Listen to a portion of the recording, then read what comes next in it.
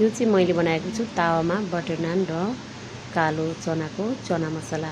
एकदमै सजिलो तरिकाले तावामा पनि बटर नान बनेर रेडी हुन्छ। अब हजुरहरूलाई पनि यस्तै बटर नान खान मन छ भने मेरो भिडियो हेर्दै बनाउन ट्राई गर्नुहोस् है त। ल बनाउनलाई सुरु गरेँ मैले। सुरुमा चाहिँ मैले मैदा लिएको छु, मैदा आधी चाहिँ आटा लिएको छु। यो दुईटालाई मिक्स गरेँ। बेकिङ पाउडर बेकिङ सोडालाई पनि राखिदिएँ, दहीलाई राखिदिएँ 2 चम्चा जति, अनि सनफ्लावर तेललाई राखिदिएँ, अनि थोरै चिनी अनि थोरै नुनलाई पनि राखिदिएँ। अनि दुध राख्दै राख्दै यसलाई चाहिँ मुस्नुपर्छ। अब यो रोटी मुस्ने जस्तै गरी थोरै पानी छम्किँदै यसलाई चाहिँ यत्तिको बनाएर मुस्नुपर्छ। अब यसलाई ढाकेर एकछिनको लागि छोडिदिनुपर्छ। अनि चना मसलाको लागि मैले यहाँ चना र थोरै केराउ थियो त्यसलाई पनि बोइल गर्दैछु। अब यो दुईटालाई बोइल गरिसकेपछि यता एउटा प्यानमा चाहिँ तेल राखेँ। तेलमा मेथी पड्काएँ, अनि प्याज फुराएँ, अनि सुकेको खुर्सानी, अनि यो तेजपातलाई पनि राखिदिएँ। नुन बेसार, जिरा धनियाँको धुलो, खुर्सानीको धुलो सबैलाई राखेर एकछिन चलाइदिन्छु।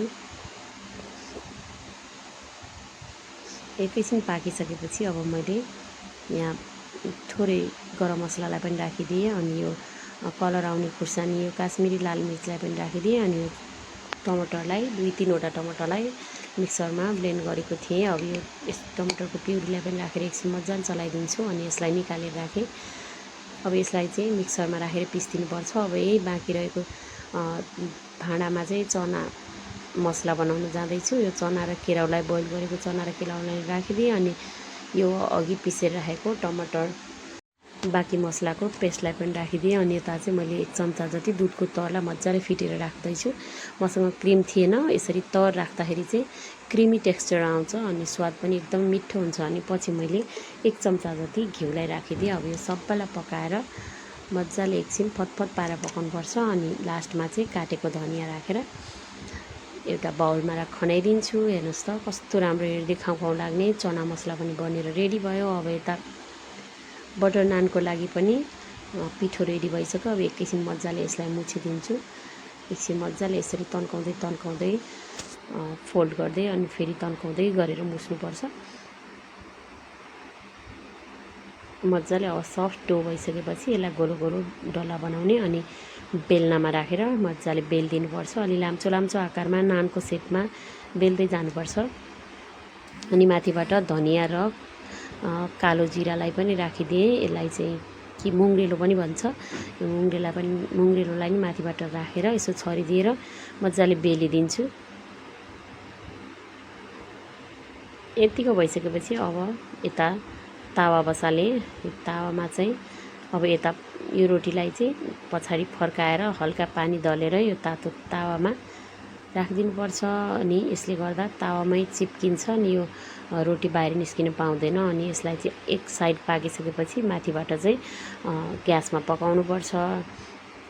अनि यसरी तावालाई नै फर्काउँदै पकाएपछि हेर्नुहोस् त कस्तो राम्रो नान बनेन त, होटलबाट ल्याएको जस्तै नान।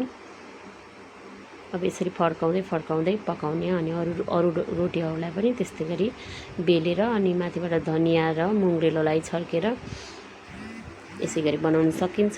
अनि अब यता मैले यो पाकिसकेको नानलाई चाहिँ निकालेर फेरि एकैछिन नपाकेको ठाउँमा चाहिँ अलि पाके नला भनेर एकैछिन फेरि ग्यासमा सेकाइदिन्छु। यसो गर्नाले चाहिँ एकदमै सफ्ट नरम अनि साइडबाट पाक्ने हुन्छ। हेर्नुहोस् त कस्तो राम्रो बटर नानहरू बनेर रेडी भयो। हजुरहरूले पनि मैले बनाए जस्तै गरी हरेक स्टेपहरू फलो गरेर बटर नान बनाउन सक्नुहुन्छ, त्यो पनि घरमै यस्तो सजिलो तरिकाले। ल हेर्नुहोस् त अब यो सबै बटर नान रेडी भइसकेपछि चाहिँ माथिबाट चाहिँ मैले बटरलाई लगाइदिन्छु। बटर छ भने बटर, छैन भने घिउलाई लगाउनु भए पनि हुन्छ। यसरी दुवैतिर फर्काएर लगाएपछि चाहिँ एकदमै सफ्ट नरम हुन्छ। अनि यो चना मसलासँग खाँदाखेरि त ओहो यस्तो मिठो हुन्छ नि। हजुरहरूले पनि बनाएर एकचोटि ट्राई गर्नुहोला। मेरो भिडियोहरू मनपर्छ भने भिडियोलाई लाइक, कमेन्ट, सेयर अनि मेरो च्यानललाई चाहिँ सब्सक्राइब गर्न नभुल्नुहोला है त। भिडियो हेरिदिनु भएकोमा सबैजनालाई धेरै धेरै धन्यवाद।